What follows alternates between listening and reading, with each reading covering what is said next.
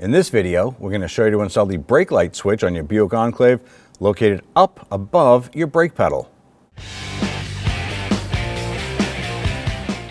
Now we're underneath the driver's side portion of the dash, and right above the gas and brake pedal there's a plastic cover here. Now holding this cover are 3 plastic push pins. We're going to use our trim tool, and what you want to do is kind of get the under the head of the center, pry that out, and then pop that button out. There's one in the center,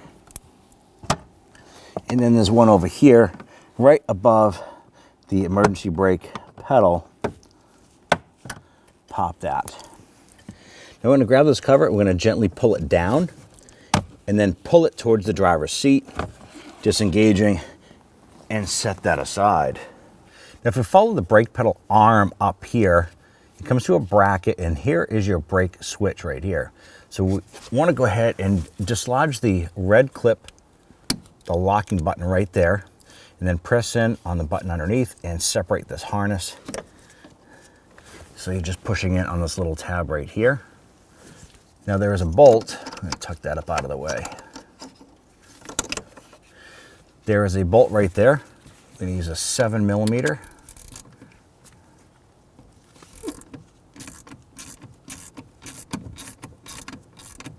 Now on the end of this switch itself, there's a arm that has like a horseshoe on the other end. We're going to show you how it engages into a metal rod on the brake arm. We're using our stubby ratchet right here to get in there.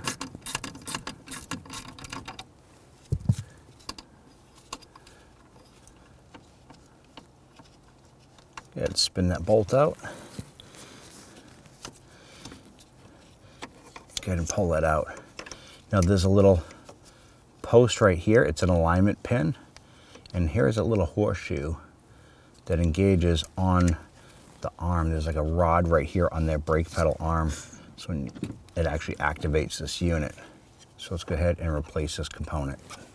Now when installing this component, you want to make sure that this horseshoe clip goes over the metal rod, and then we can line up the alignment pin on the switch itself on the bracket.